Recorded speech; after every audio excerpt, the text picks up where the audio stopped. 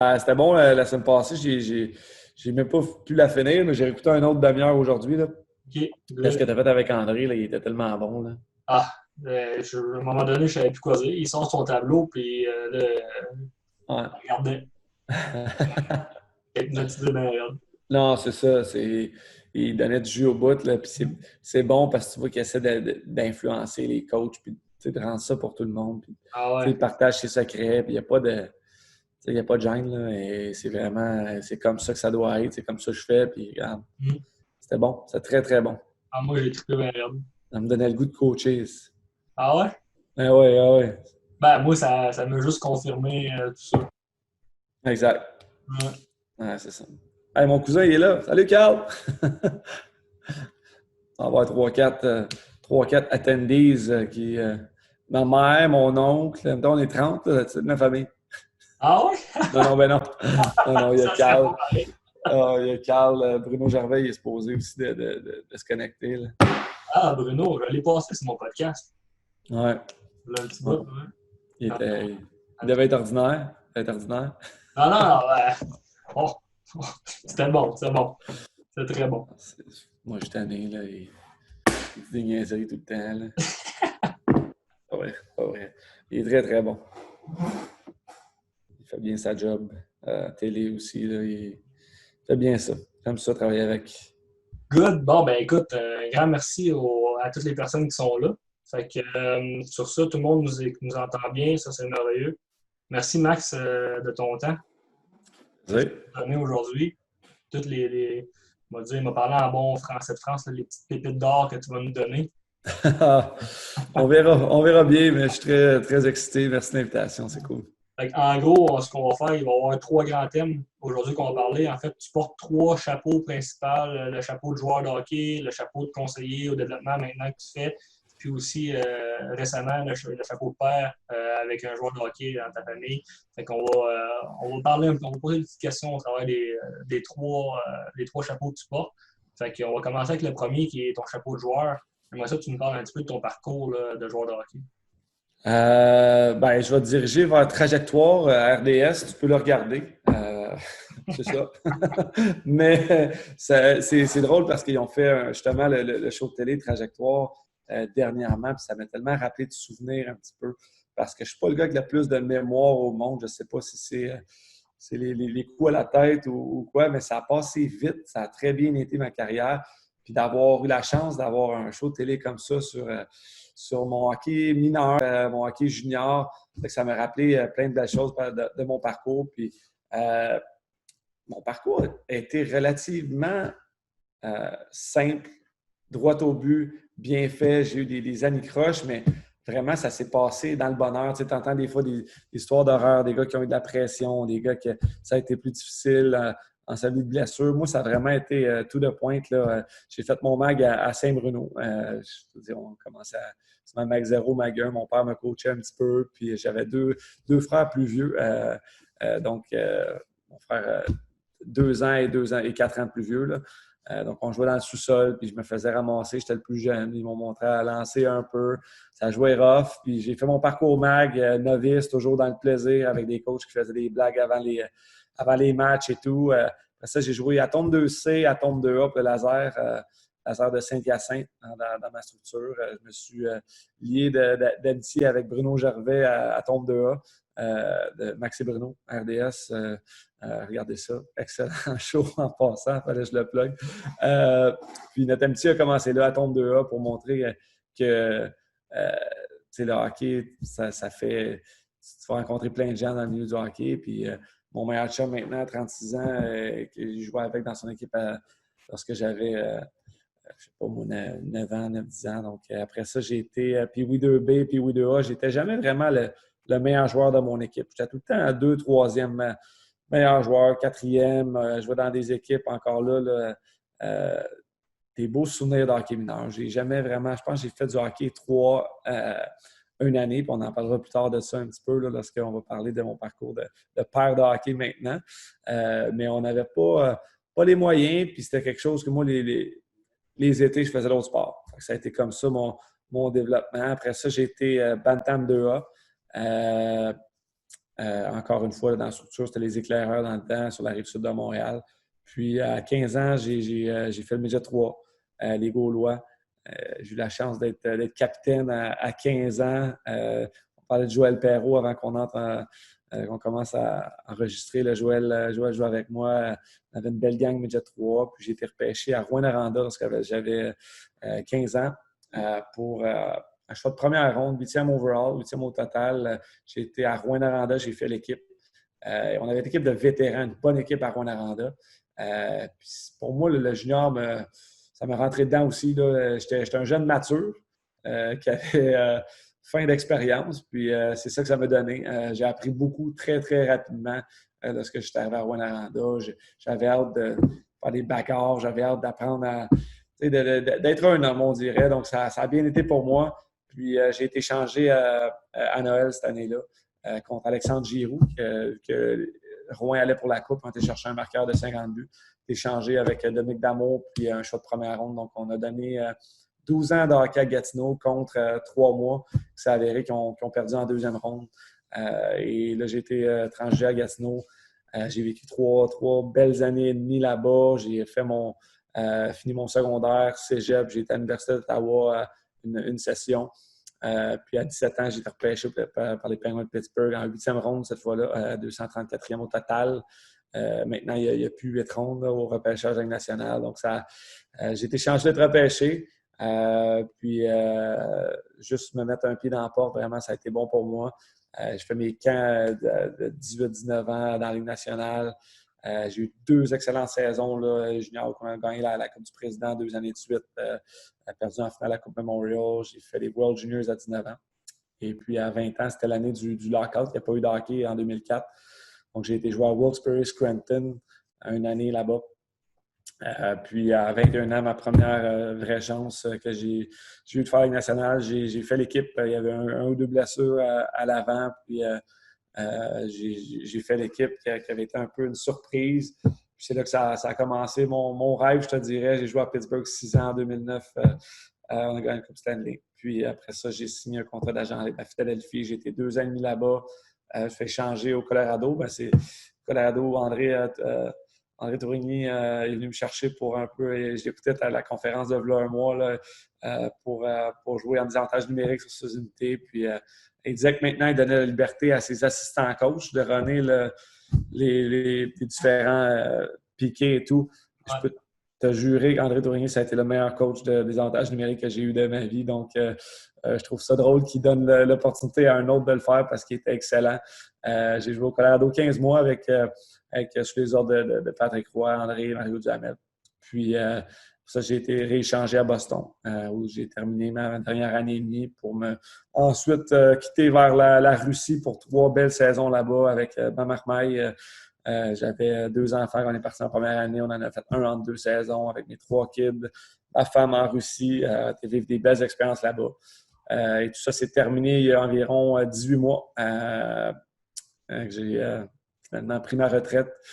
Forcé, je voulais peut-être jouer une autre saison, peut-être à Laval ici, puis finalement, ils m'ont dit que j'étais trop vieux. Fait que j'ai accroché les bottines, puis j'ai eu des belles opportunités là, pour travailler avec CA Sport et RDS. Donc là, ça fait maintenant 18 mois que je fais ça. Puis la vie est belle, on ne peut pas se plaindre. Tantôt, dans ton parcours, tu disais que tu as été échangé dans ta première année junior. Puis tu as parlé aussi que tu t'es fait échanger à Boston. Peux-tu nous parler un petit peu, c'était comment que tu as vécu ton échange, disons, à ta première année junior, à 16 ans, versus un échange quand tu es rendu, mettons, dans ta carrière? Écoute, Phil, je suis un gars qui voit beaucoup le verre à moitié plein. J'ai toujours eu cette perception-là dans la vie. Ça m'a aidé beaucoup. Donc, pour moi, un échange, c'est pas une équipe qui essaie de se départir de toi. C'est une équipe qui a besoin de toi de l'autre côté. C'est comme ça que je les ai toujours vécus, même si des fois, il y en a une que je me dis que c'était peut-être l'équipe qui voulait se débarrasser de moi. Mais bon, c'est comme ça que je le prenais quand même pour justement être excité. C'est des nouveaux défis. Oui, des fois, c'est du chaos. Tu te fais appeler, mettons, à 16 ans, tu le vis comme ça, tu prends ta valise, tu t'en vas dans une autre équipe junior. C'est facile, une valise. Quand tu joues à Philadelphie, ça fait 2 ans et 1 mois que tu es là-bas, puis tu viens de finir de peinturer la chambre de ton nouveau-né en février, tu es au mois d'octobre et là, le GM t'appelle après une pratique sans aucune rumeur d'échange. Il dit « Max, il faut aller rejoindre le Colorado ce soir à Dallas parce qu'il jouait sur la route. » Et là, on venait d'acheter une nouvelle maison et tout. J'appelle ma femme. « Chérie, je passe à la maison, je cherche mes sacs, je m'en vais à l'aéroport. » Ça, c'est plus, comment pourrais-je dire, c'est le chaos, là. Ben, voyons, non. OK, là, je pars en valise. Ça a toujours été plus pour la famille. Quand tu arrives dans la Ligue nationale, là, on est des athlètes. Comme je te dis, moi, j'ai pris un sac, je suis à Dallas. Facile. J'ai rencontré un nouveau équipier, ben, c'est facile pour moi parce que je pense que je suis un gars qui n'est pas trop gêné. Puis normalement, ça s'est toujours bien fait, là, mes échanges. Mais tu laisses quelqu'un qui est enceinte en arrière, puis plus tard à Colorado, Boston, tu laisses 3 personnes à vendre une maison, à arriver à déménager. C'est là que tu dis c'est ingrat, puis c'est pas toujours facile pour les familles, mais pour le joueur en tant que tel, ça fait partie de la game. Puis souvent, moi, ce que j'aime dire, ça fait partie de l'expérience. Puis toutes ces expériences-là que j'ai vécues, que ce soit junior, que ce soit Ligue nationale, même quand j'ai décidé de quitter Pingouin, d'échanger, vraiment, ça a été de l'expérience que tu ne peux pas acheter. Là, jouer pour 4 équipes de Ligue nationale, je suis pas mal content d'avoir fait ça parce que j'ai vu 80 différents joueurs. Bien, avec les années, beaucoup plus que ça, mais j'ai vu, admettons, 4 différents coachs, j'ai vu plus que ça parce qu'il y en a qui se sont fait congédier, mais des systèmes de jeu, des GM, la manière de faire les choses dans les organisations. Donc, c'est de l'expérience fantastique. Et surtout pour mon travail présent avec CA, c'est des choses que j'ai eu la chance de vivre. Si j'avais juste joué pour Pittsburgh, ça aurait été fantastique. J'aurais eu 3 Coupes Stanley, peut-être plus, parce que j'aurais aidé à gagner d'autres. Ben oui. Mais tu sais, mais je n'aurais pas vécu ces expériences-là, cette adversité-là et ces connaissances-là en rencontrant plein d'autres mondes fantastiques. Là, je n'ai pas le choix de te poser cette fameuse question-là en étant québécois, là, mais tu parles que tu as fait 4 équipes, ainsi de suite. Est-ce que tu aurais aimé, mettons, jouer pour le Canadien à un moment donné dans ta carrière? Oui, certainement. Certainement. C'est peut-être pour ça que je m'étais battu contre Max Lapierre, parce que j'étais jaloux qu'il jouait pour le Canadien. Là, mais oui, parce que je pense que ça aurait fité avec ma personnalité. J'aurais pas eu la pression d'en scorer 30. Je regarde les joueurs qui ont été adorés en tant que Québécois. Pour le Canadien, ça a souvent été des Steve Bégin, justement des Max Lapierre, des gars que c'était de l'énergie puis de l'intensité qui amenait. Donc, je pense que ça l'aurait bien fité. Mais encore là, je ne suis pas un gars qui fait avec des regrets. J'aurais aimé ça, mais j'ai fait mon bout de chemin ailleurs. Puis, regarde, c'est ça qui s'est passé. Mais oui, j'aurais vraiment aimé ça parce que je suis un gars fier. Je suis un gars, même à m'emmener dans mes dernières saisons, on parlait de Québec, là, qui allait revenir. Ça aussi, ça aurait été super excitant. Parce qu'on est des gars qui viennent du Québec, qui ont appris ici, qui ont regardé les Canadiens quand ils étaient plus jeunes. Donc, oui, avoir le faire, c'est certain que j'aurais aimé ça. Tu as fini ta carrière en KHL. Est-ce que tu pourrais nous donner un petit peu les principales différences, les principaux différences que tu as vues entre la NHL et la KHL, que ce soit en termes en dehors de la glace, tout ce que la culture et ainsi de suite, mais aussi, disons, les systèmes de jeu ou les trucs du genre?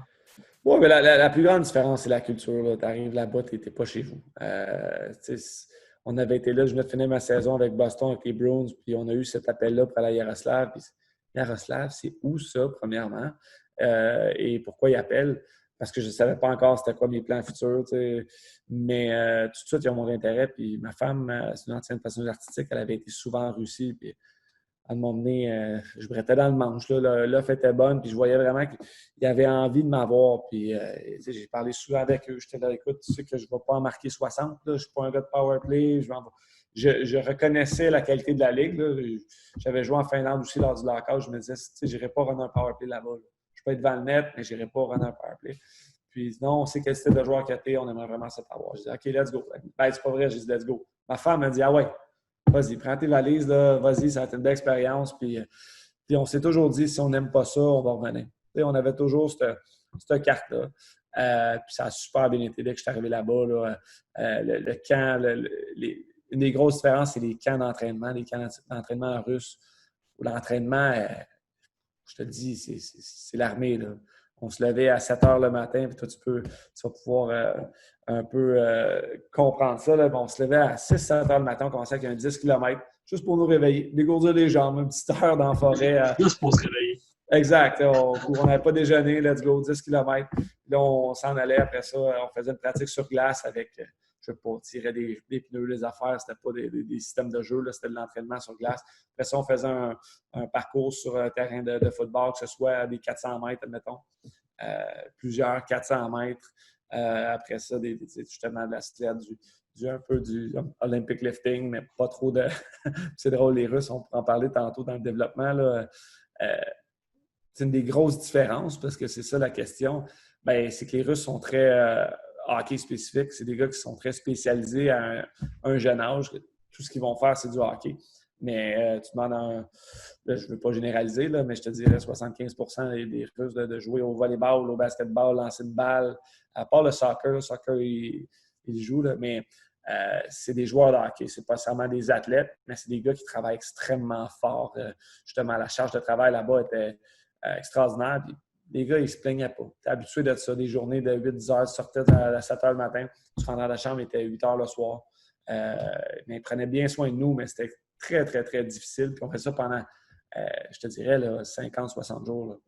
Là. Les camps commencent le 7 juillet, la saison le 7 septembre. Là. Donc, c'était extrêmement difficile. Mais moi, je suis un gars capable de mettre mon cerveau à off, puis d'aller là-bas, puis dire encore, là, on dit en anglais, it's part of the experience. T'sais. C'était quelque chose... je m'amusais avec ça. Je suis un gars qui aime m'entraîner, puis... donc, ça, c'est une grosse différence. À propos, complètement la Ligue nationale, les camps de la Ligue nationale, tu arrives là-bas, puis tu as un maximum de 3 heures à l'aréna, puis tu fais 3 jours de pratique, puis tu joues tout de suite des matchs. Là, donc, mais c'est là la responsabilité de s'entraîner soi-même, d'être un pro en tant que joueur de hockey quand tu es ici. Puis de l'autre côté, eux, ils veulent superviser tout, puis let's go, tu t'en viens avec nous, c'est nous qui va t'entraîner l'été, jusqu'au début de la saison. D'autres différences, c'était certainement la culture là-bas, que ce soit le rythme de vie où on s'en allait au drive-thru, au service à l'auto McDonald's, puis il y avait des gens qui attendaient avec des chevaux pour avoir leur nourriture. Il y avait beaucoup, beaucoup de différences, mais vraiment du bon monde. On a appris beaucoup. Les organisations faisaient bien les choses. Les Russes font très bien les choses. C'est bien structuré.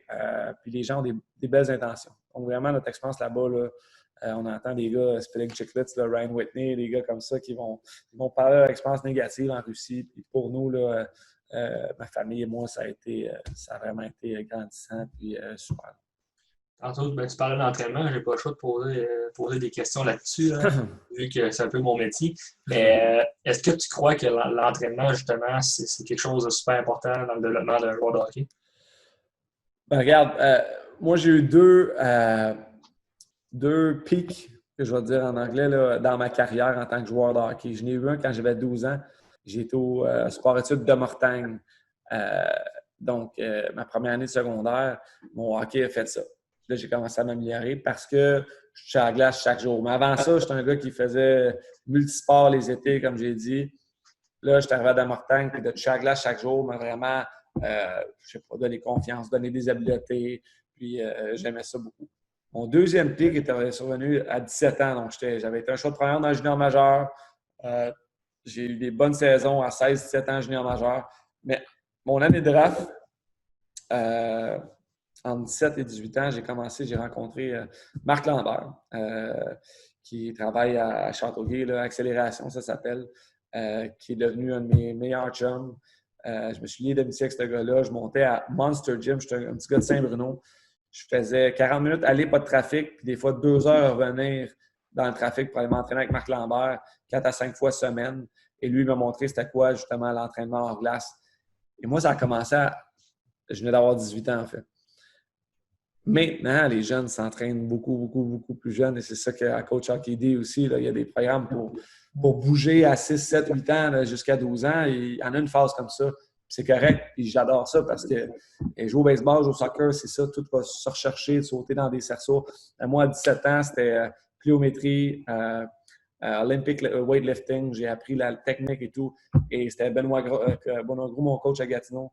J'étais revenu cet été-là, puis il dit « Wow! » Il dit « Qu'est-ce que tu as fait cet été? » Parce que ma vitesse avait fait fois 5, ma force, mon stamina, ma récupération.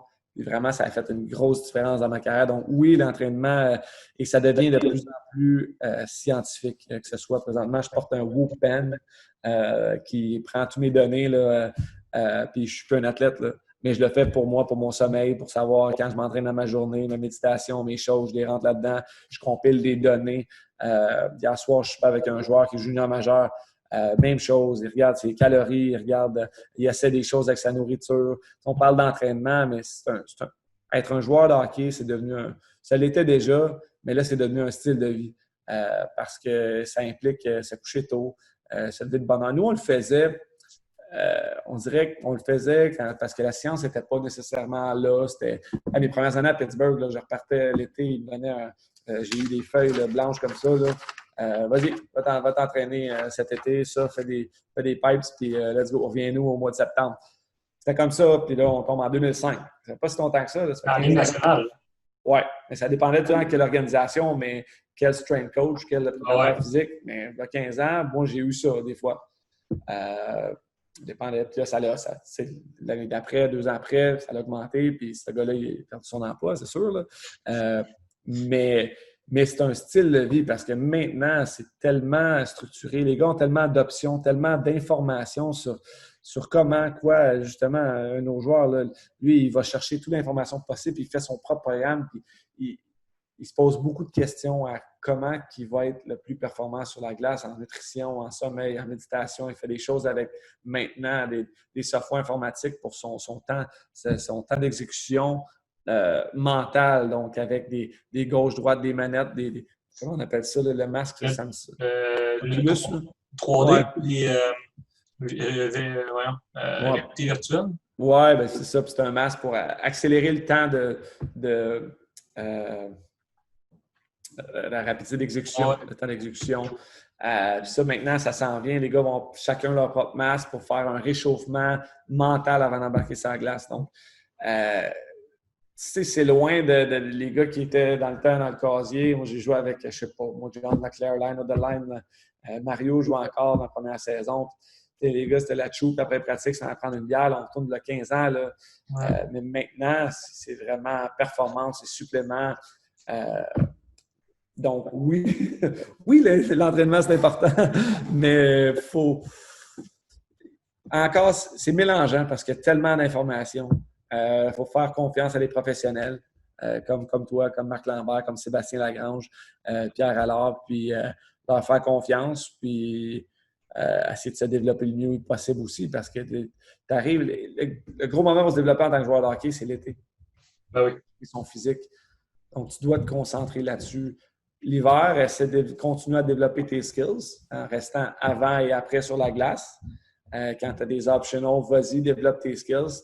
L'été, moi, je ne touchais pas à la glace. Là. J'arrivais mi-août, je commençais ma glace. Mais je prenais un 15-20 livres de muscle puis je sautais ça de plus haut que quand j'avais terminé parce que je finissais mes séries à 178 livres. Puis je recommençais l'année d'après, j'étais 192. 194, j'ai déjà joué à 200 avec Marc. Puis, quand je jouais à 200, j'étais fort comme un cheval. J'allais dans un coin, je patinais très vite. Donc. Mais ça, je tiens à le dire, mettons, oui, prendre de la masse musculaire. Ben là tu l'as fait avec Marc, fait qu'il l'a fait de la merveilleuse façon, la façon la plus parfaite possible. Mais des fois, on en voit qui prennent de la masse musculaire, entre guillemets. Puis c'est pas idéal parce que c'est ça, ils font pas de la puissance, fait que là, ils perdent de la vitesse, ils sont plus lourds à transporter que en plus qui n'est pas utilisé de la bonne façon, disons. Hashtag Code Kanyemi. C'est ça. Ouais, non, mais on dirait que c'est une. Ça a été un petit peu pas le guinea pig, comment on dit, c'était pas un essai, mais c'était plus le visage de tout ça. J'ai pris 15 livres, puis là, il arrive, puis il y a une moins bonne saison. Mais est-ce que la moins bonne saison est directement liée à ça? On ne le sait pas directement. Il y a eu des blessures, il y a eu un manque de confiance. il y a plein de facteurs. C'est là qui fait que c'est compliqué de vraiment mettre le doigt dessus, mais je suis quand même d'accord avec toi. Il y a une progression dans l'entraînement. Ce n'est pas d'aller faire des pipes là, qui va faire prendre du chest, qui va faire que tu vas être un joueur de hockey. Si on reprend l'exemple, mettons, actuel, on regarde Pierre-Luc Dubois, c'est ça. Puis il s'entraîne avec qui? Ben avec Sébastien Lagrange, qui travaille avec Marc Lambert, mais c'est ça. Exact. Il prend des livres dans le thé, mais il est tout le temps plus en plus fort, plus en plus puissant, plus en plus vite. Exact. C'est dur d'arrêter un gars qui est comme ça, en shape comme ça. Puis ça va être ça. Il faut être un athlète, puis un athlète complet. Puis c'est important. Puis ça vient avec plusieurs facettes, puis beaucoup de sérieux. Mais tout ça est à la fin du parcours, ça en vaut la peine. Ouais. Tantôt, tu parlais un peu là, de ta montre. J'aimerais ça que tu nous parles, que tu nous leur dises un peu c'est quoi le nom, si jamais il y en a qui sont intéressés. Oui, ça s'appelle le Whoop Band. Puis ça prend toutes sortes de données. Donc, moi, avant de me coucher, j'entre, OK, là, je m'en vais me coucher. Puis là, ça me donne mon recovery. Si le lendemain, là, j'ai assez dormi, ça me donne comment, si je veux performer, si je veux piquer ou si je veux get by, le nombre de sommeil requis que je devrais avoir ce soir, à quelle heure je devrais me coucher puis me lever à quelle heure. Puis après ça, ben, ça donne ton load charge. Admettons, quand je fais un weightlifting, ben, je vais aller, j'ai comme un anneau de combien de calories, mon HRV aussi pour les battements de cœur, pas juste la question cardiaque, mais le nombre de temps entre chaque battement. Donc, ça fait beaucoup de choses pour, dans le fond, quand es-tu prêt à t'entraîner? Est-ce que tu es assez reposé? Puis il y a des exemples de gars, mettons, pendant 5-6 jours, tu peux être dans le rouge parce que ça te donne des couleurs aussi. Puis le 7e jour, c'est sûr que tu es malade. Là. Donc, tu pourrais même savoir si tu as des chances de pogner justement une mono ou quelque chose comme ça parce que ça va te donner des signes que, regarde, tu n'es pas de récupérer. Là, alors, repose-toi avant de faire trop d'activité physique. J'ajoute quand même, ben moi, j'ai pas la montre en tant que telle, mais moi, c'est une bague. Oui, c'est le Oura. La Oura Ring, ouais. Il y a Ouais. un capteur dedans, puis elle fait exactement la même chose que ta montre, que ton band. Elle calcule la HRV et tout ça. Fait que justement, moi, je me sers de ça. Mes journées avant, ben, je me sers de ça tous les jours, mais les journées que je fais mes workouts, je peux voir, puis je peux même prédire la charge quasiment que je vais prendre en fonction de mon sommeil, mon HRV, et ainsi de suite. Fait que je peux savoir si je vais performer dans ma séance, mon workout ou non. Ouais, tout s'explique par là. Fait que puis là, je pense que la NBA qui l'utilise à tous les joueurs. Ouais. Pour justement, tu parlais tantôt, là, si tu es dans le rouge pendant un certain nombre de jours, tu vas tomber malade, ben c'est ça. Ils utilisent un peu la fréquence de battement cardiaque, puis pas juste le BPM, là, donc le battement par minute, mais l'intervalle entre chacun. Puis ça t'indique beaucoup sur ton système nerveux qui peut t'aider à justement voir est-ce que tu vas être en overtraining, est-ce que tu vas être malade, et ainsi de suite. Fait que c'est des outils vraiment intéressants pour les athlètes. Ouais, j'ai vu plusieurs joueurs aussi avec des whoops là, dans la Ligue nationale. Donc, c'est de plus en plus, la technologie, ça mène dans le sport, puis avec raison, là, je pense. Là. Ouais. Je pense que de Mrikor avait une question. Oui, mais c'est ça, je m'en allais dire. Les Russes, que c'était pas les athlètes les plus compétents overall là, pour faire d'autres sports.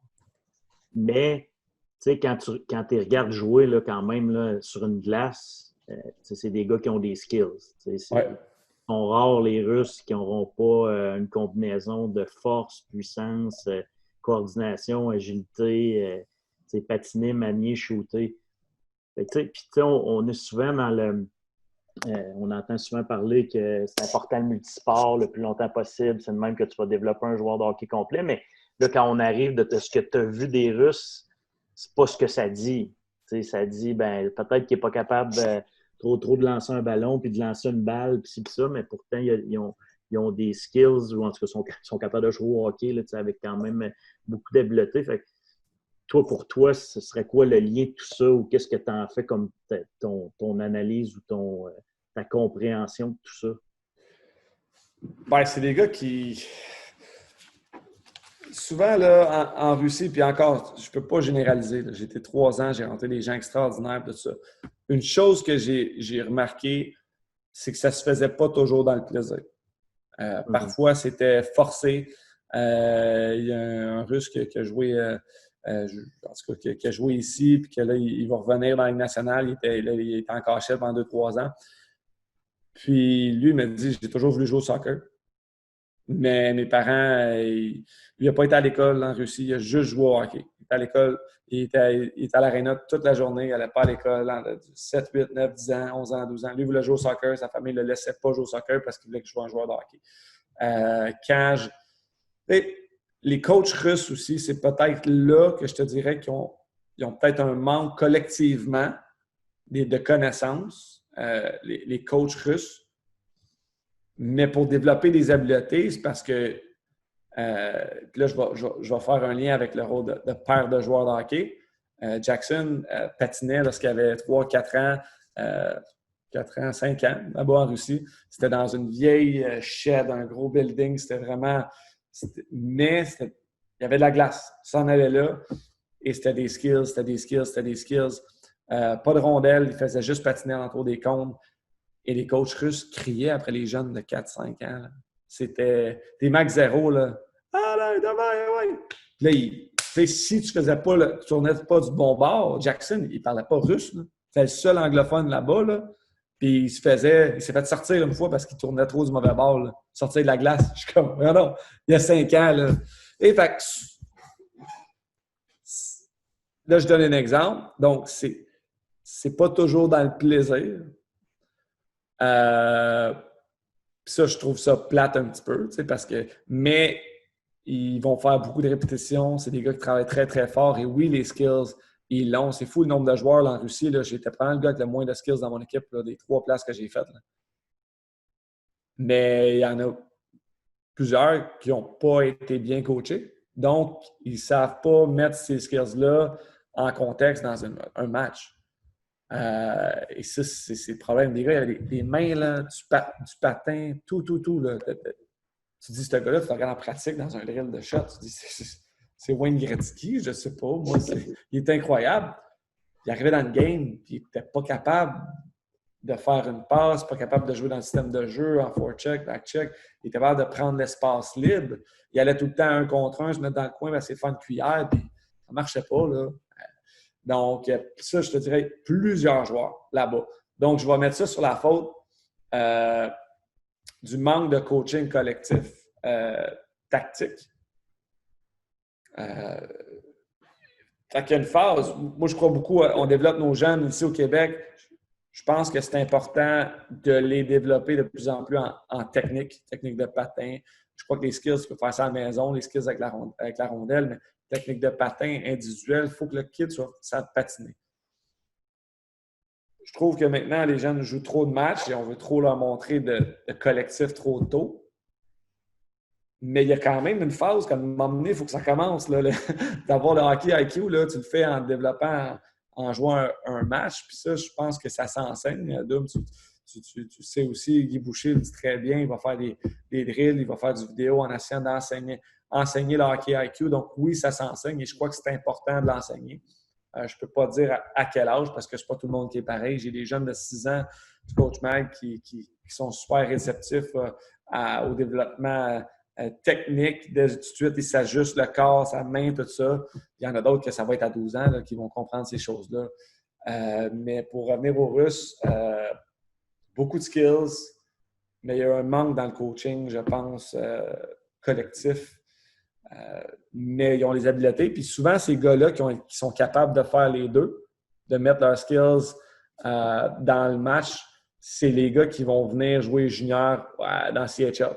Fait qu'ils vont partir un petit peu plus tôt de la Russie, 16-17 ans, puis qui vont venir jouer ici et se faire coacher comme il faut. Ou des gars comme Ilya Mikheyev, admettons, qui est à Toronto, qui a joué à Toronto cette année, qui a été coaché 1 an par Bob Hartley. Puis Bob l'a peaufiné. Puis il l'a rentré dans le moule. Puis là, cette année, il est un joueur, à mes yeux, dominant pour un gars qui a signé dominant. Oui, dominant. Il jouait sa première ligne en série avec les Leafs. Là, donc, c'est peut-être ça le petit manque dans le développement des joueurs russes. C'est fou pareil hein, que, disons, mettons, Mag, il se fasse sortir de la glace. Je te le dis, je capotais. C'était très, très, très intense. Tu vois, on peut tout de suite jumper un peu à l'article sais, de Martin Leclerc qui parlait des Suédois dernièrement, là, il y a peut-être un mois à peu près. Puis ça, c'est le contraire. C'est développer les jeunes dans le plaisir, dans plein de sports différents. Il faut que ça ne coûte pas cher. Il ne faut pas qu'ils voyagent trop. Ils ne comptent pas les stats. Ils jouent en largeur de glace. Personne chiale. C'est chapeauté, c'est pensé. Les jeunes, il faut qu'ils s'amusent. Puis c'est ça qui est important. Puis je pense vraiment que c'est un beau modèle à voir parce qu'à la fin de la journée, là, mettons, je coach Mag présentement, là, ben, mettons, je touche à 40 jeunes dans mon année, là, si j'y touche toutes dans la structure, là, il y en a combien qui vont faire un joueur de hockey là, professionnel, admettons, qui va finir, il va jouer en Europe ou dans la nationale, il va gagner sa vie avec ça. S'il y en a un ou deux, c'est super. Mais le reste, qu'est-ce qu'on fait? Ben, on développe des jeunes. On développe des jeunes personnes qu'on espère vont évoluer puis qui vont apprendre de leur saison de hockey, là. Alors, il faut préconiser le fun. Il faut préconiser de s'accomplir. Comment qu'on a du fun? Moi, je crois qu'il ne faut pas perdre notre temps non plus. Chaque heure de glace est précieuse. Je pense qu'on s'amuse en se développant. On va être motivé, puis c'est en se développant. Donc, tu sais, puis je parle en structure mag ici, puis je me pose beaucoup, beaucoup de questions sur le hockey parce que là, je le vis avec mon jeune. C'est la première année l'an passé, il était mag 1. Là, je vais en mag 2 avec lui. Je m'implique, puis je me dis, c'est quoi les bonnes choses? Je lis, je regarde, mais c'est pas parce que j'ai joué au hockey que je suis meilleur qu'un autre papa coach, là. Mais je me questionne. J'ai vécu mon cheminement. J'ai vécu des choses. Moi, mes parents, si on retourne dans mon parcours, mes parents, ils étaient là, applaudissaient, prenaient leur petite bière, regardaient leur fils jouer au hockey. Des fois, même mon père, j'avais dans le char, avez-vous gagné? Fait que c'était ça, moi, Bruno Gervais, même chose, c'était ça. Nos parents étaient ensemble souvent, prenaient la petite bière à le pied gaucher. Puis, ils étaient fiers de nous, s'amusaient, nous suivaient, nous accompagnaient. Mais là, moi, j'arrive, puis là, je suis papa de mon fils qui est différent de moi. Comment l'accompagner le mieux possible là-dedans? Parce que jouer au hockey pour avoir du fun. Là. Ah oui. Puis je tripe développer les jeunes. J'aime ça. Je parle pas juste des jeunes joueurs de hockey, des jeunes personnes. C'est d'enseigner à gagner, à perdre. Et c'est pour ça que je ne veux pas dénigrer un autre sport, mais je regarde le hockey, puis je le compare au patin artistique que ma femme a vécu. C'est un Christy de beau sport, le hockey. C'est un sport d'équipe. Tu apprends à gagner, tu apprends à perdre, tu le fais en équipe, tu te pousses un l'autre. Tu ne seras pas toujours sa première ligne. Puis si tu l'es, ben, tu vas avoir la pression de marquer des buts. Puis si tu n'en marques pas, tu vas être déçu. Fait que c'est pas tout le temps rose, pas tout le temps facile. Mais tu as tes coéquipiers qui vont être là pour toi, pour te soutenir. Ton coach va te challenger. Puis il faut que tu sois à l'heure. Puis il faut que tu travailles fort.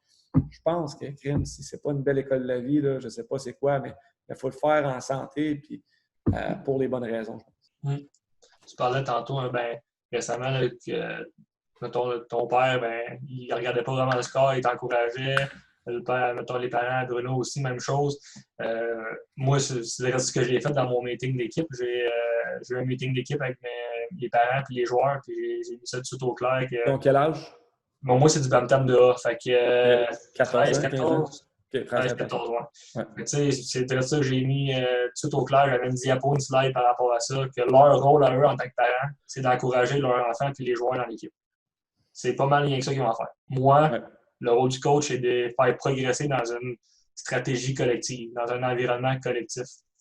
Fait que ça, on en voit souvent des parents qui crient, qui chialent, qui ah, mon jeune devrait jouer, ah, ci, ah, ça, mais c'est principalement, si tu montres un mauvais exemple à ton jeune. Là. Il n'y a rien de donné. Il n'y a rien de donné. Si le jeune, il le mérite, il va jouer, je pense. Mais tu sais, on parle beaucoup de parents intenses, là. Et puis tout le monde a du coach, OK, il doit avoir des parents. Les parents intenses, je crois que c'est des parents passionnés qui. Si le jeune aime ça, là, puis si le parent s'intente de faire de la glace à son kid beaucoup, là, un parent intense, c'est un parent qui care à propos de son fils. Tu sais, qui veut lui donner les meilleures chances possibles de s'accomplir, je crois, si c'est fait sainement. Si le jeune ne rentre pas dans le char, ça ne va pas donner de la merde. Là. Ça, c'est d'autres choses. Ouais. Puis on en connaît des choses. J'ai même on en a des joueurs qui l'ont eu difficile avec leurs parents, puis des joueurs très connus là, qui sont des meilleurs dans la nationale, que tu voyais le père qui est intense. Mais à la fin de la journée, c'est ça, ça se pose des questions, mais il faut que ça soit fait sainement, puis avec les bonnes intentions. Puis, regarde, mais à la fin de la journée, comme je te dis, quand c'est bien fait, le parcours et le résultat, normalement, va être très beau. Ouais, c'est ça. Moi, je peux donner mon exemple, mon expérience à moi. J'allais dire dans le temps. Je ne suis pas si vieux que ça, là, mais dans mon jeune temps, quand je jouais au hockey, niveau Bantam, même chose. J'avais fait le camp Bantam 2A, puis j'étais défenseur, puis je m'étais fait couper à la def. Puis mon père, il voulait que je joue, mettons, puis il voyait que j'avais ma place là. Fait que lui, il est allé voir le coach, il a demandé essaye-le à l'attaque, voir. Puis essaye-le une game hors concours à l'attaque, that's it. Fait que j'ai eu ma chance à l'attaque. Puis ça a donné que, tu vois, j'étais plus, sûrement naturellement, un joueur d'attaque. J'avais pas mal la même shape que j'avais là. Fait que je faisais ce que je faisais, on va dire ça dans le bon langage, dans le grinder. Là. Alors, je dompais, puis je ferais. Avant, c'était pas mal ça. Là. Fait que je frappais tout ce qui bougeait, puis je faisais de la place aux autres sur la glace. Puis, tu vois, j'ai réussi à faire l'équipe. J'ai fait l'équipe comme 10e attaquant.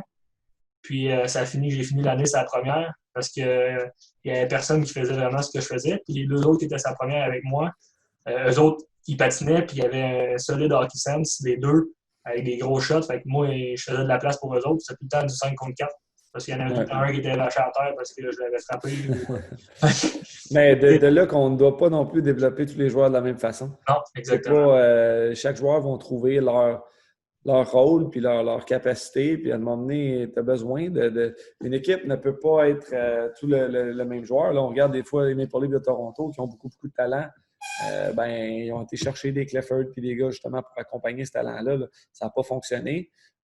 Mais ça prouve que tu as besoin de toutes sortes de joueurs pour faire une équipe. 100% d'accord. Tantôt, tu parlais justement là, que tu avais fait plus jeune plusieurs sports, et ainsi de suite.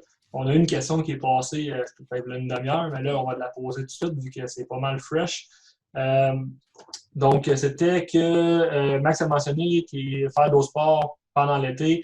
Quelle est son opinion sur la diversité dans les sports pratiqués, notamment pratique le hockey 12 mois par année ou pas? Ouais, je pense pas. Moi, je peux vivre de mon expérience à moi. Là. Je peux parler de mon expérience à moi.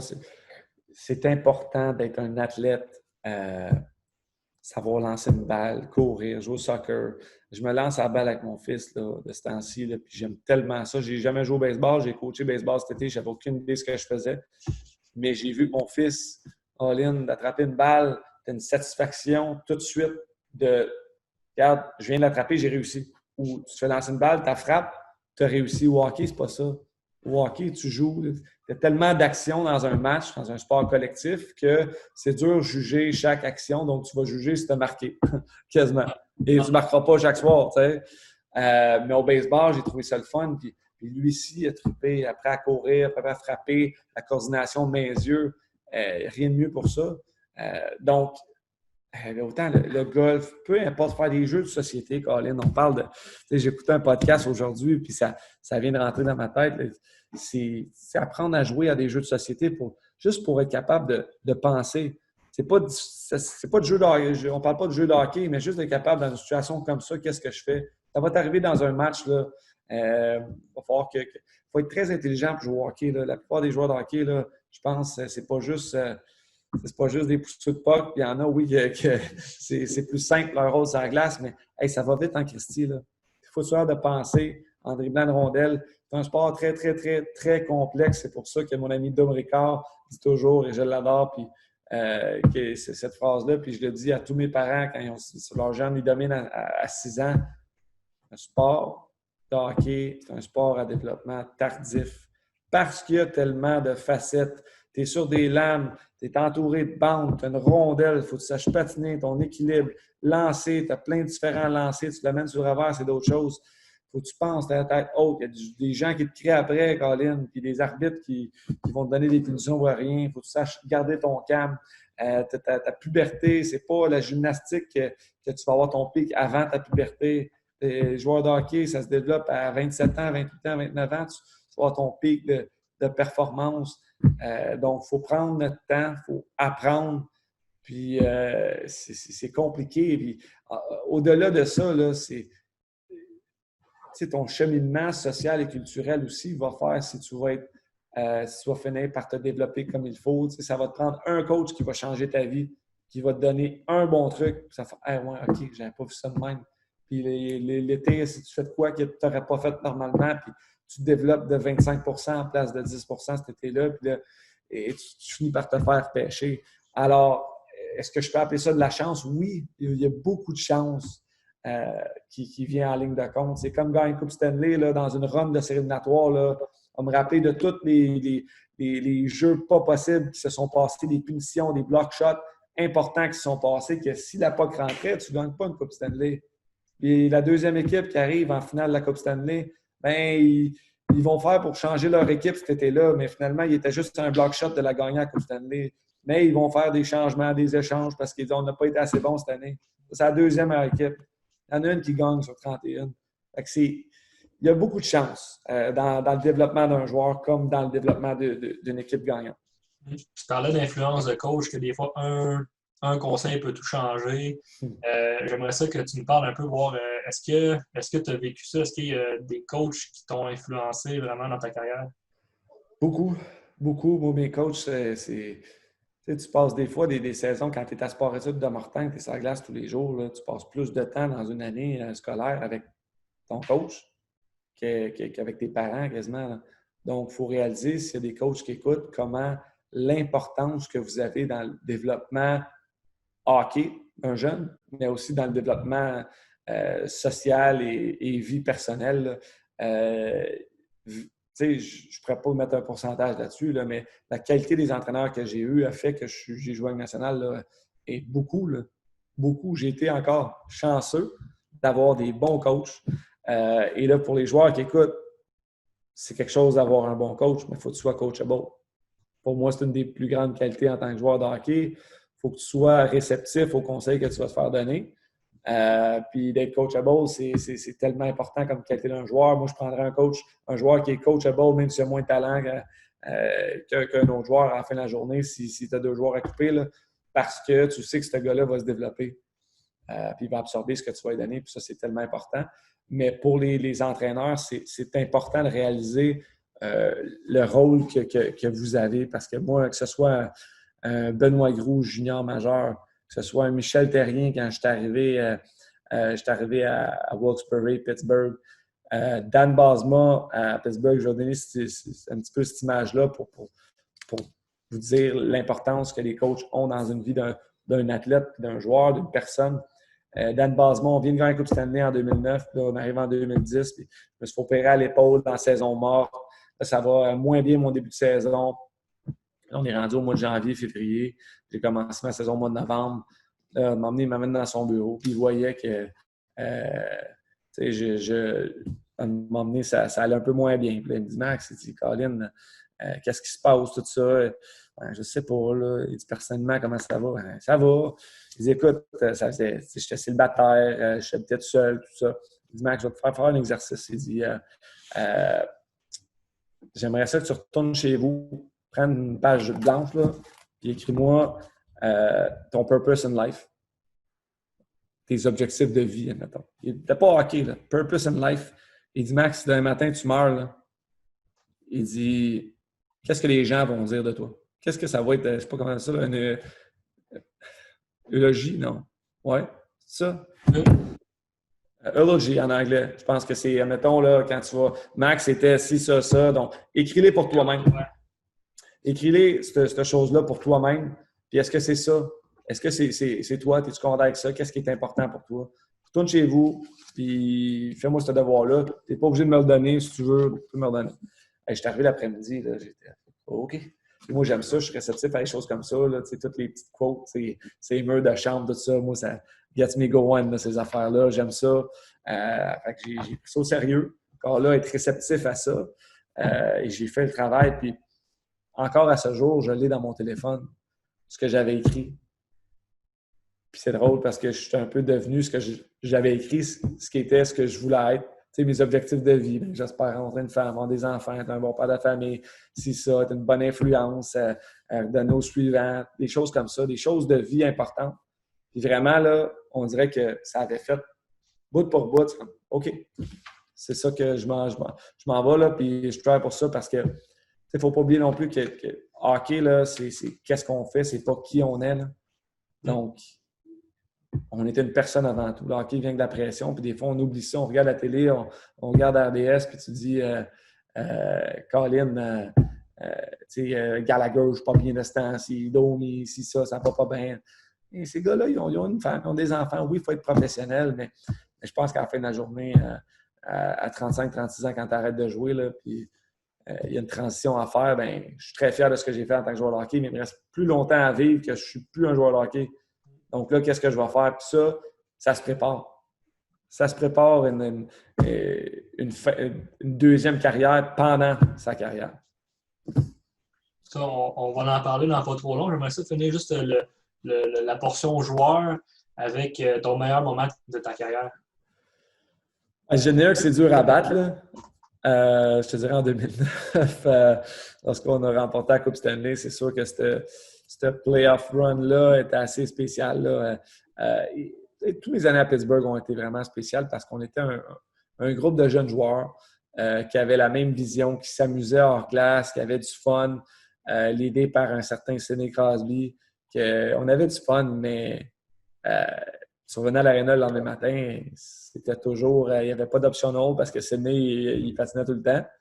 Quand le coach donnait une pratique optionnelle, ben, ton capitaine qui joue 22 minutes, il embarque. Fait que le gars de quatrième ligne, là, celui-là, là, il ne peut pas faire la pratique même s'il est fatigué. Alors, on avait vraiment de l'imputabilité là, par notre capitaine, mais on s'est amusé beaucoup.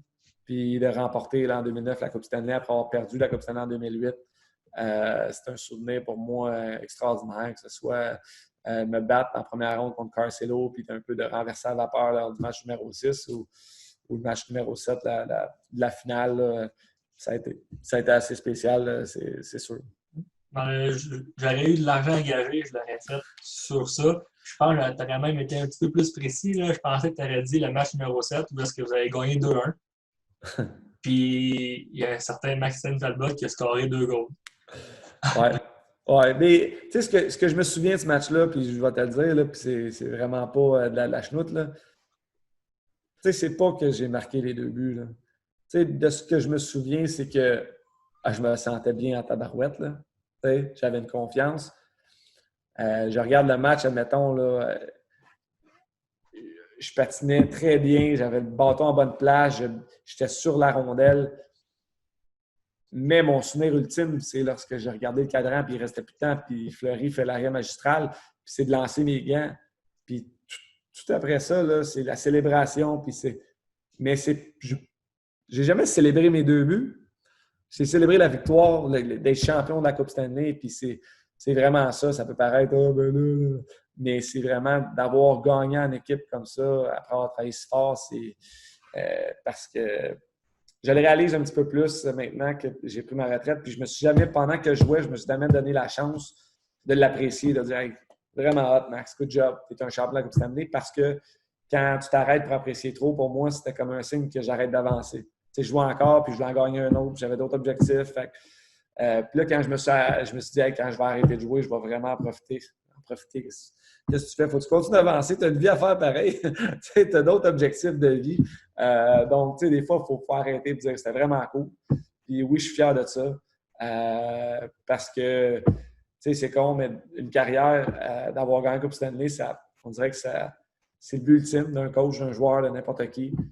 Puis, c'est une fierté quand, admettons, tu te fais annoncer un soir, ben c'est pas juste ancien Penguin de Pittsburgh, c'est champion de la Coupe Stanley. T'sais.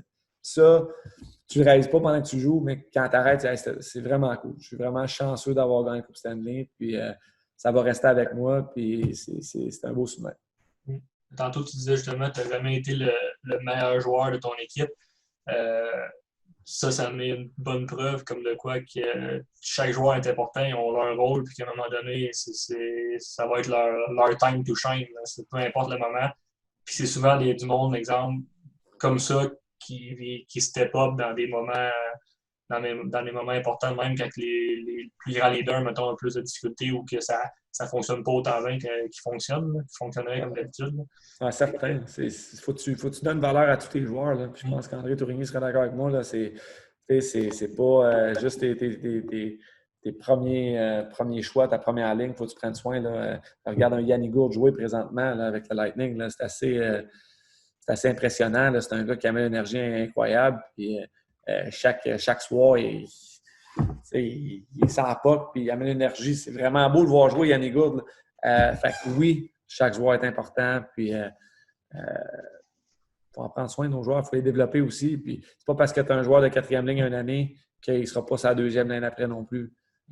C'est du développement. Puis, on parle de développement quand les jeunes ont 6 ans. Colin, il n'arrête pas quand tu as 22 ans ton développement. Là. C'est toujours à faire. C'est toujours à se développer. Puis, chaque moment libre, chaque heure de glace est tellement importante pour un jeune, mais aussi pour un joueur national. Qu'est-ce que tu fais ce jour-là pour ta préparation de match? Puis, je pense que ça, il faut en tenir compte. Tantôt, tu parlais justement que tu as côtoyé, tu as joué avec Crosby, qui est connu comme un grand leader, le meilleur joueur, ou selon certains, de la planète au hockey. On a eu un live avec André Tourigny sur le thème du leadership. J'aimerais ça que tu nous parles un peu du leadership de Crosby. Qu'est-ce que lui il fait en tant que capitaine, en tant que joueur? Il y a différentes sortes de leaders, c'est certain. Il y a des leaders qui vont plus jaser dans une chambre de hockey. Il y en a d'autres qui vont être plus silencieux, qui vont montrer la bonne exemple. Je pense qu'André en a parlé il y a un mois, c'est d'influencer la masse vers l'effort, vers le bien-être, vers faut gagner. Puis, je pense que c'est Bob Hartley qui disait souvent dans une équipe, tu as un tiers, un tiers, un tiers. Là, tu vas avoir les leaders qui sont positifs, tu vas avoir la masse qui est influençable, puis tu vas avoir les autres qui sont en bas et qui sont pas sûrs. T'sais. Alors, le but des leaders, c'est d'amener le milieu de la partie à aller dans la même direction que toi. Puis, Sidney Crosby, c'est un gars qui c'est pas le plus vocal, c'est pas le gars qui va jaser tout le temps, qui va « Hey, let's go les boys! » Ça, c'était moi. C'était mon rôle à Pittsburgh, d'être là puis de relaxer les boys puis de jaser avec mon goaler. Mais Sid, il arrivait chaque jour avec une intensité de travail. Un gars qui était préparé, mais qui était capable de lâcher son fou aussi. C'était pas juste... Tu sais, quand il était jeune, c'était plus comme ça. Il a appris avec les années à toujours à relaxer un petit peu plus hors glace, à relaxer un petit peu plus sur la glace aussi, à se rendre compte que c'est long une saison de hockey. Là. Autant pour les jeunes dans une saison normale de hockey mineur que dans la Ligue nationale, que junior majeur, c'est long. Là. Alors, il ne faut pas vivre les hauts et les bas. On dit tout le temps « never try, never too low », là, mais c'est vraiment vrai parce que si ton intensité, tu l'amènes chaque jour et que tu es tout le temps sur l'edge, c'est dur à maintenir. Donc, Sid, il est conscient de ça. Puis lui, c'est un gars qui est imputable par son travail. Il va travailler encore. C'est le travail. Sidney Crosby, là, c'est pas le gars le plus talentueux sur la terre. Là. Je le dis, je vais le répéter. Là, ah ouais, c'est ça. Mais Sidney Crosby ne patine pas pendant 2 jours. Là. Il est rouillé. Il rouille, Sidney Crosby, en voulant dire que s'il ne se pratique pas au meilleur de ce qu'il peut, ben il va à un moment donné arriver puis il échappe une passe. Là. Il est capable d'échapper une passe. Tu sais, Malkin, c'est talent. Sid, c'est habileté. Donc, les habiletés, il faut toujours qu'il les perfectionne, qu'il les pratique. Lui, là, après chaque pratique, il fait des types, admettons, c'est hand-eye coordination. Il va en faire plus que tout le monde. Il va mieux les faire que tout le monde. Donc, il y a une capacité à absorber tout ça puis de faire des répétitions pour que ça devienne parfait puis qu'il soit là répété en match. Mais il faut qu'il travaille sur ces choses et tous les steps qu'il a fait dans sa carrière. Je me rappelle, la première année, on faisait le half moon là, pour réchauffer le gardien de but. Là. Puis Sidney Crosby, il n'a pas meilleur shot. Là. Il avait son two-piece, puis très, très stiff. Son bâton ne plie pas du tout. Puis, il n'y avait pas de courbe dans son donc, il n'avait pas la meilleure shot. Puis, il en avait scoré beaucoup quand c'était là, mais il dit non, je suis capable d'en marquer 50. Il avait changé son bâton, mis un petit peu plus de courbe, un petit peu plus de flex, pas beaucoup. Il est quand même très rigide, son bâton. Mais il savait qu'il peut devenir un marqueur. Donc, il a travaillé tout son été à changer sa courbe, à faire plus de lancer. Même chose sur les mises au jeu. Au début de sa carrière, il n'était pas très bon en mise au jeu. Puis un été, il a dit non, j'ai besoin de m'améliorer mise au jeu. Puis tout l'été, je ne peux pas dire ce que fait exactement, mais il a travaillé sur ses mises au jeu. Bien d'après, tu pouvais constater les efforts qu'il avait fait par sa progression. Puis il était déjà le meilleur joueur du monde. Il avait 19, 20, 21 ans. Donc, pour moi, c'est ça du leadership.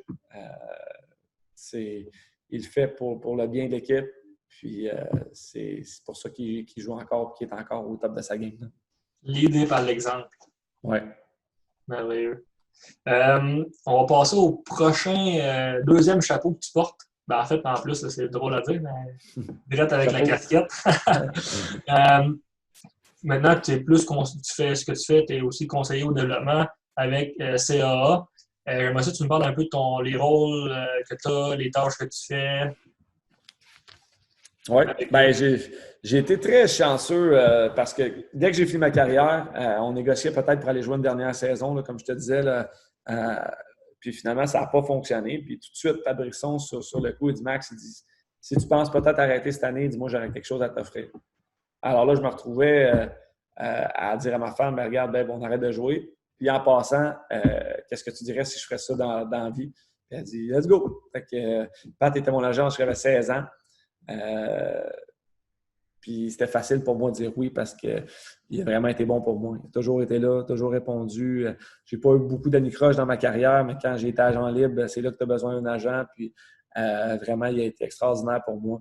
Donc, d'avoir la chance d'apprendre d'un gars comme ça, c'est extraordinaire. Puis que ce soit le côté développement, que ce soit le côté business, contrat, c'est ça, je m'en vais vers là. J'aime ça, apprendre. Je suis un gars extrêmement curieux. Puis ici, au Québec, on a une belle équipe aussi là, avec André Ruel puis Dom Ricard, justement. Donc, je pense qu'on offre quelque chose de vraiment super pour les jeunes.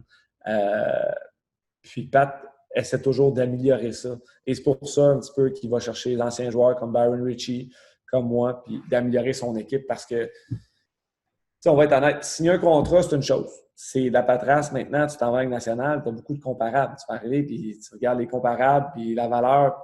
Il y a quand même une négociation qui est importante. Pat Brisson, en étant l'agent le plus connecté, respecté, je pense, dans la nationale, le fait très bien. Mais maintenant, la job d'un agent, c'est beaucoup plus que ça. On est là pour développer. On mise sur des jeunes, des bons jeunes joueurs de hockey. Puis notre rôle, c'est de les développer pour qu'ils vivent leurs rêves, qu'ils s'accomplissent, qu'ils grandissent, puis que, hopefully, qu'ils deviennent un joueur de hockey professionnel. Puis sinon, on est encore là pour les aviser pour leur choix futur. Mais vraiment, ce que j'aime de ça, c'est d'enseigner, c'est de partager mes expériences, que ce soit tactique, technique, physique, psychologique, comme Dom Ricard aime toujours dire, la roue des aspects, c'est ça qu'on fait. Puis pour moi, je crois beaucoup, je suis un gars qui est relationnel, j'aime ça, j'aime la chambre, je suis un gars je m'ennuie de ça, la chambre de hockey, c'est sûr. Mais d'être capable d'aller souper avec un jeune, justement, hier, j'ai été souper avec un de mes jeunes juniors, puis c'est super l'entendre sa plainte que Crime est parti de moins bien de ce temps-ci. Puis, non, c'est correct, c'est dans ta tête. Mets les choses en perspective, t'es jeune, ça va bien, let's go. Puis, ouais, c'est le fun ce que tu vis. Qu'est-ce que tu peux améliorer? C'est certain que c'est pas juste aussi simple que ça. Là. Tu manges-tu bien? Tu fais-tu les choses comme il faut? Qu'est-ce que tu fais en préparation avant tes pratiques? Cool down, ton workout? Il y a plein de facettes à ça. T'écoutes, puis après, tu donnes des conseils. Crime, Pat, il dit, tu as été changé, tu es agent libre, tu as fait plein de clubs, tu as voyagé, tu as été en Russie, tu as été blessé. Partage ces expériences-là, puis je pense que tu vas faire une belle job. Puis vraiment, cette année, c'est de bâtir justement des relations de confiance avec des joueurs pour être capable de nous faire confiance pour les développer le mieux possible. Puis ça, vraiment, je trippe à faire ça dans une belle équipe. Puis c'est du coaching, mais individuel à la place de faire un coaching d'équipe. Puis je trippe à faire ça. Puis si on peut faire évoluer les jeunes, moi, j'aurais eu besoin. Mettons, j'avais un ancien joueur qui m'avait des conseils concrets. Fais pas cette erreur-là. Moi, j'ai fait ça. Fais pas ça. Puis Pat, il le faisait là, indirectement. Là, mais j'aime faire ça. Puis si on peut faire vieillir, prendre un gars de 19 ans puis y amener la maturité d'un gars de 23 en passant tous ces petits problèmes-là qu'il pourrait avoir, ou en disant de lire des livres là-dessus, ça, puis il est ouvert à ça, il est coachable encore une fois, Colin, c'est ça qu'on essaie de faire. Là. Est-ce que est-ce que tu as eu des difficultés, disons, à enlever tes lunettes de joueur pour mettre tes lunettes de conseiller? Non, non, pas comme ça. Je te dirais plus, les difficultés que j'ai eues dans la dernière année, là, c'est la transition d'anciens joueurs. Premièrement, c'est de quitter le hockey. C'est pas nécessairement facile parce que c'est ce que tu fais depuis que tu as 5 ans, mettons, depuis que tu as 20 ans professionnellement, 16 ans professionnellement. Tu joues au hockey, tu as une routine préétablie. C'est quand même. Il faut que tu sois à l'aréna à cette heure-là, il faut que tu manges ça. C'est quand même assez planifié pour toi. Là, tu arrives, tu arrêtes. Qu'est-ce que je fais? À quelle heure je me couche? Pourquoi? Qu'est-ce que je mange? J'ai-tu besoin de m'entraîner encore? Là, tu te poses des milliers de questions. On dirait à quelle heure qu'il faut que je fasse quoi? T'sais? Fait que tu apprends un nouveau travail. Puis j'ai mixé la télé là-dedans aussi. Mais c'est tellement le fun quand tu commences à, OK, là, tu crées une routine, puis tu commences à voir que ça fonctionne, tes choses, puis que, OK, ben là, je peux améliorer ça, je peux tweaker ça, parce que la passion qu'on a en tant que joueur de hockey, on a travaillé tellement fort. Donc, les gars, je pense que les joueurs de hockey peuvent faire des bons employés parce que, tu sais, l'adversité, puis régler des problèmes, solver des problèmes, tu sais, ça n'a pas été facile, mais j'ai appris tout au long de l'année. J'ai ajusté plein d'affaires. Là, je pense que je commence à comprendre la patente. J'ai encore beaucoup de choses à apprendre, des milliers de choses à apprendre. Mais la transition, c'est pas facile. Puis, conseil pour des coachs, puis même pour des joueurs qui nous écoutent, il faut préparer sa transition, même lorsqu'on est joueur, comme je l'ai mentionné vite tantôt. Mais un de mes regrets en tant que joueur, pas de mes regrets, mais des choses que si j'avais su, j'aurais aimé mieux faire, ça aurait été. On a beaucoup de temps mort quand même en tant que joueur. Voyager dans l'avion, tu as le bus, tu arrives à l'hôtel, tu as des meetings, mais tu as toujours 1, 2, 3 heures, 4 heures de libre. Lis des livres, informe-toi, lis sur des choses qui te passionnent pour te préparer tantôt. Parce que quand tu arrives tantôt, puis ça arrête, il y a une vie devant toi. Ça va vite. Puis oui, il faut que tu continues à te développer, puis à apprendre, puis à faire d'autres choses. Donc, pour moi, j'ai vraiment été chanceux parce que j'ai eu l'opportunité de travailler dans un travail qui fait que je me lève le matin et je suis excité d'aider les jeunes joueurs de hockey. Puis ça me fait triper. Ben, c'est vraiment nice pour eux que vous offrez ça parce que je pense que c'est pas tout le monde qui l'offre. Comme tu dis, tu aurais aimé ça en profiter. Puis là, moi-même, j'aurais aimé ça, disons, en profiter. Peut-être d'arrêter un peu plus loin, mais sans jouer dans la Ligue nationale. Mais bon, c'est sûr que ça doit aider à avoir des expériences. Et moi, le côté entreprise, ainsi de suite, ben, je vais chercher des trucs de même chez d'autres entrepreneurs qui ont réussi pour éviter de faire les mêmes erreurs. Le mentorship. Exactement. C'est tellement important. Aller chercher un 10 ans d'expérience en dedans d'un an, tu sais. Oui, c'est très, très important le mentorship. Puis, on en regarde, on regarde beaucoup de games de hockey, des choses comme ça, les chiffres des joueurs. Puis, on ne veut pas coacher par-dessus le coach. C'est une équipe qu'on fait avec le coach pour arriver à développer le jeune parce que c'est comment tu te sens, c'est ça. Puis, on jase, parce que plus que le jeune va être bien dans sa situation, bien, plus qu'il va pouvoir se développer. Donc, on fait du hockey, puis je pense que vraiment, on aime ça, puis on est une belle équipe. Pat mène une belle business. Il est parti de rien, puis il a bâti des choses en s'entourant, je pense, de gens de qualité. Là. L'équipe de CA, on est 22 autour de la table, 22 agents, filles de marketing, c'est ça. Puis vraiment, c'est tous des gens des belles valeurs qui travaillent fort, puis que je pense, comme je te dis, les valeurs sont alignées. Tantôt, tu parlais un petit peu là, comme de quoi que tu t'impliques maintenant en tant que coach pour ton fils. J'aimerais ça que tu me parles un peu, là, est-ce qu'il y a des trucs qui t'ont frappé quand tu es arrivé un peu dans le système ici au Québec en tant que coach? Oui. Oui, bien, je suis encore en train d'apprendre là-dedans. Je te dirais que mon opinion n'est pas encore faite, n'est pas encore fermée. C'est quand je lis des articles, comme encore celle de Suède de Martin Leclerc, puis allez voir ça, là, faites googler Martin Leclerc, Suède, puis la première article, ça va être ça, là, parce que je la recherchais tantôt. Tu sais, c'est ça que je me pose comme question, c'est les valeurs. C'est notre sport national, c'est le sport, on parle des Canadiens.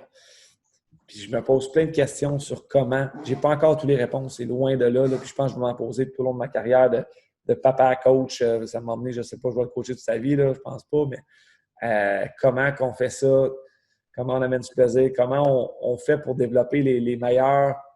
Parce que souvent, je trouve que des fois, on va essayer de niveler par en bas, essayer d'inclure tout le monde. Puis ça, c'est super bien parce qu'il va y en avoir des late bloomers. Là. Mais j'ai plein de questions. Puis là, je vois plein de ligues qui se partent à gauche puis à droite, même des 2014, 2013, 12. Ça, il y a de plus en plus d'options pour un joueur, ce qui fait que le talent se dilue de plus en plus.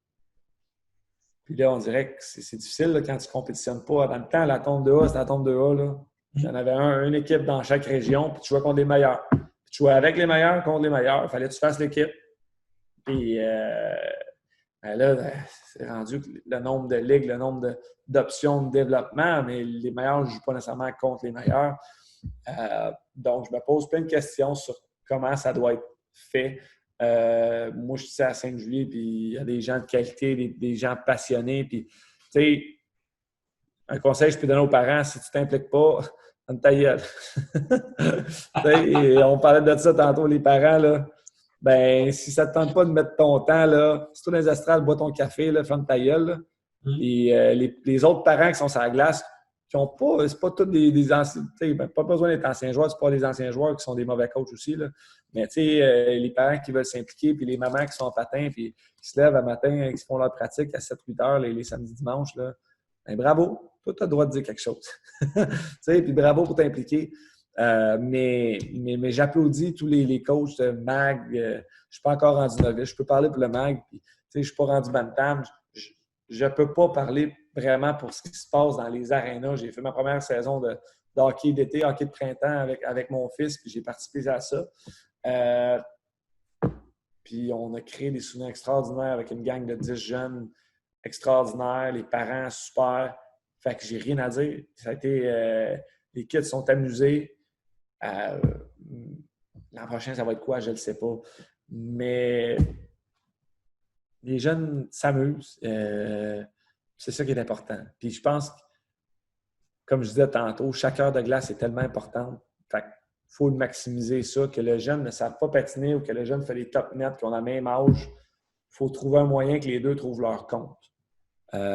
Puis ça, c'est important. C'est pas facile, mais c'est important. Puis en Suède, souvent, ils vont mettre les meilleurs coachs avec les plus jeunes.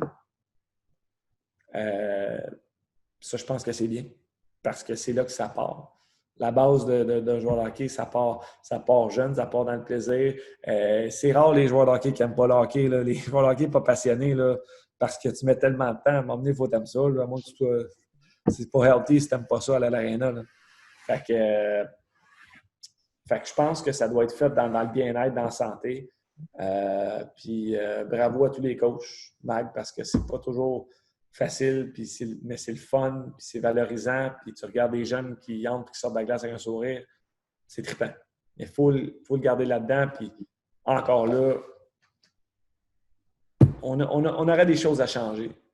Je pense que les dirigeants là, au Québec doivent être encore plus dans les arénas, puis doivent se poser des questions par rapport, parce que quand je lis les règles et les choses du hockey suédois, ça fait du sens. Ça fait du sens. Donc, on devrait être capable de faire la même chose, sinon mieux. Ici, si on s'arrêtait puis on ouvrait un peu nos horizons puis qu'on s'entraidait tout le monde là-dedans. Et là, tu parles de la Suède, mais aussi la Finlande, je pense, sont un peu dans le même modèle que la Suède. Puis tu vois, un championnat mondial junior, mettons, là, dans les dernières années, puis dans le repêchage, il y a de plus en plus de Finlandais, Suédois qui sortent. Puis, exact. Après moi, c'est dû avec leurs 10 années d'expérience qui est maintenant dans leur développement.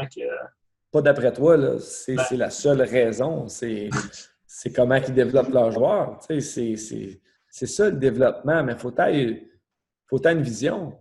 Il faut être, quand je te dis que le hockey, présentement, je pense qu'il se dilue au Québec, ben, c'est parce que là, il y a des programmes privés qui s'ouvrent, puis ci, ça. Puis c'est pas mauvais. Eux veulent juste aussi développer les jeunes. Ils ont des bonnes intentions derrière tout ça. Mais est-ce que c'est bon pour des gars vont se retrouver partout. Puis là, tu n'as pas nécessairement le même message non plus. Je me pose des questions, je n'ai pas de réponse. Ah, tu n'es pas les seuls qui t'es pas le seul qui se pose ces questions-là, ça c'est sûr, c'est sûr. Ouais. Avec tout ça, mettons, tu vis tes premiers pas en tant que coach, est-ce que ça serait quelque chose qui t'intéresserait de pousser la réponse, j'imagine que oui, mais est-ce que tu aimerais ça pousser plus loin ta carrière de coach, puis peut-être même, disons, je sais pas, on va dire que tu te fais offrir un poste demain matin, mettons, soit junior ou en montant, disons. Est-ce que tu y réfléchirais sérieusement? Ben, présentement, je te dirais que je suis très bien dans ce que je fais, là. Je suis un gars qui aime la performance, mais je suis un gars qui a vécu toute sa vie dans la performance aussi. C'est demandant ce qu'on a fait. Puis, ça fait pas longtemps que j'ai arrêté, là, ça fait 18 mois. Là. J'aime passer du temps avec mes enfants. Tu sais, il y a un de mes chums qui a coaché justement Bantam une année, puis lui aussi, il a 2 cocos, puis moi j'en ai 3, là, et lui en avait 2, puis il disait que son jeune de 4 ans, quand lui allait coacher Bantam, mettons, son jeune l'attendait avec son bâton de hockey, il dit « Papa, moi aussi, je veux jouer. » Tu sais, fait qu'il prenait de son temps pour aller, oui, influencer des jeunes, puis aider 20 jeunes Bantam, mais tu sais, présentement, on a voyagé beaucoup. On a pensé beaucoup à soi-même, mais on ne veut pas pour faire une carrière de joueur de hockey, il faut quand même être égocentrique, il y a une manière santé de le faire, mais c'est souvent nous, puis qu'est-ce que je mange, à quelle heure je me couche, je fais ma sieste, c'est ça. Donc là, j'ai la chance d'avoir un job qui me passionne, 2 jobs avec la télé aussi qui me passionnent. Puis je suis chez nous, je vais à la gym avec mes enfants, je coach Mag, je développe des jeunes. C'est pas une nationale, mais c'est aussi gratifiant. Alors, pas là. Je te dis jamais non parce que oui, je tripe jaser hockey, puis je triperais compétitionner encore, puis avoir la chance de grinder une saison, puis de développer des joueurs, puis de faire un piqué, puis de craquer des jeunes. Oui, je pense que j'aimerais ça un jour. Peut-être 15 enfants vont dans 10 ans, 15 enfants vont être partis, peut-être dans 5 ans, peut-être dans 3 ans, si une opportunité se présenterait que je ferais pas retour de. Mais c'est pas ça mon plan de carrière présentement. Aujourd'hui, mais j'écoutais André Tourigny le mois passé, puis ça me donnait des frissons, puis ça me donnait le goût. Mais j'aime beaucoup ce que je fais, puis j'aime beaucoup passer du temps avec ma famille. Puis là, vraiment, ça me fait triper. Parce que c'est demandant à coacher, tu le sais. C'est demandant, puis je le sais, puis je ne voulais pas m'entrer dans quelque chose que, tu sais, je repars là, encore plus demandant qu'un joueur de hockey. Là. Puis je suis un gars qui est assez... quand je rentre dans le quoi, c'est ça, c'est de la passion, puis les heures, on ne les compte pas. Fait que c'est... À m'emmener, c'est ça, la santé mentale est importante aussi, et même plus.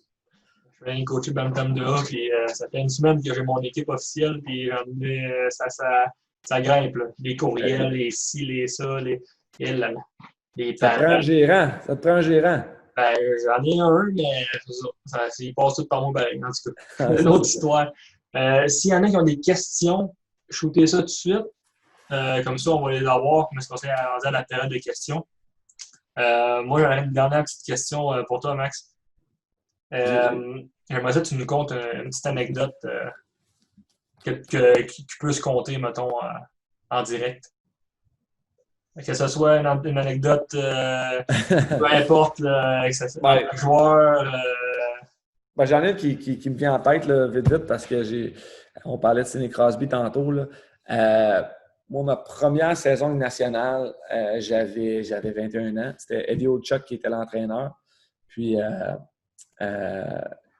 Michel Therrien m'a coaché quand je suis arrivé dans la Ligue américaine l'année précédente. Moi, je fais la Ligue nationale à 21 ans, c'est Eddie Olchuk qui est le coach. Michel Therrien arrive à Pittsburgh en décembre parce que Olchuk se fait congédier. Puis moi, Michel, on avait une belle relation l'année précédente, je l'aimais beaucoup. Et j'étais sur la 3e ligne, je pense, en temps d'arriver en décembre. Michel Therrien arrive, puis je suis comme, hey, cool, on va peut-être monter ça à 2. Et le premier move qu'il a fait, c'est de mettre sa 5e ligne puis me renvoyer des mineurs le soir même. Alors là, moi, je suis comme, what the hell? Qu'est-ce qui s'est passé? Puis on était à Mellon Arena, je suis démoli, je suis comme, ouais, non. Mais je prends le temps d'écrire une note dans le casier de Sidney Crosby. Il y a un petit papier, il y avait un yellow pad, un post-it. J'ai dit make this team a winning one. See you soon. Tu sais. Max. Je laisse ça dans son casier, puis je me suis fait descendre pendant la pratique. Tu sais. Là, je retourne dans les mineurs. Finalement, je me refais caller up, pas de problème, 2 semaines après. Puis, l'année d'après, je pars avec National. The rest of history. 4 ans plus tard, on arrive en finale de la Coupe Stanley. On gagne la Coupe Stanley. Là, ça, c'est le vendredi. Samedi, on récupère de la veille. Hein? Et là, le dimanche, on arrive à l'Arena. C'est pour la parade. On prend la photo d'équipe, tout ça. Puis j'ouvre mon casier au Mellon Arena. Puis le post-it est là avec We Did It puis sa signature. Wow. We Did It Max avec sa signature. Ça. Fait que ce kid-là, Sidney Crosby, il a attendu 4 ans avec un bout de papier pour me le redonner. Tu sais, l'année d'avant, on a perdu en finale de la Coupe Stanley. Puis en 2009, il me l'a redonné. Puis je l'ai ici, là, je la copie en haut avec. Fait que pour moi, ça, tu me demandais quel style de leader que c'est. Puis en 2010, avant qu'il parte pour les Olympiques, j'avais écrit la même chose. Juste le matin, il fait sa poche, j'avais glissé un papier, Bring Back Gold. Puis il m'avait ramené le papier signé parce qu'il avait quand même marqué le but gagnant. Là. Ben oui.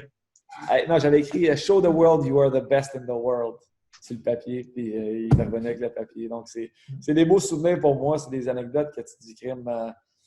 J'ai eu la chance de vivre des moments comme ça avec des grands joueurs. Puis que ce soit Mario Lemieux ou de vivre après avoir gagné, qu'on s'en va, tout le monde chez eux en revenant de Détroit. Puis finir la soirée avec Hall Gill dans la fontaine à Mario Lemieux avec un cigare en maillot de bain. Des choses comme ça, c'est des beaux souvenirs vraiment que je n'oublierai jamais. Wow, 4 ans pour le papier, c'est quand même assez fou, hein? Oui, c'est extraordinaire. Aïe, aïe. Je pense que la première fois que je la compte, c'était anecdote en plus. Pour vrai? Oui, je pense que pourtant, elle est solide, là. Oui, c'est... On a des scoops, ça? On a de l'exclusivité. On a une question avec le recul. Max parle de Crosby, de leadership. Quel type de leader est-il? Qu'est-ce qui a fait ou fait ton succès? Le mien? Ben, de ce que je peux comprendre, ça ressemble à ça. Cal Talbot est mêlé, hein? C'est mon cousin. Dans le fond, c'est moi qui ai envoyé les questions qu'il pose. Ah! Non, c'est pas vrai du tout. C'est pas vrai du tout, mais si moi j'ai envoyé les questions, on les comprendrait, les questions. Quel type de leader je suis? On va la prendre comme ça? Ouais. Ben, d'après moi, c'est... Parce qu'on a répondu tantôt quel style de leader. Ouais, ben, d'après moi, c'est ça, c'est toi. Ouais. Quel type de leader tu es et qu'est-ce qui ça fait de ton succès? Ben, moi, je te dirais que je suis un rassembleur, un gars qui... Puis c'est drôle parce que je me suis fait donner un compliment sur mon fils cet été. Puis il dit, Max, c'est fou, ton fils, l'énergie qu'il a se transcende dans la chambre. Tu sais, quand il est de bonne humeur, tout le monde est de bonne humeur. Moi, je pense que j'étais comme ça un peu comme joueur de hockey.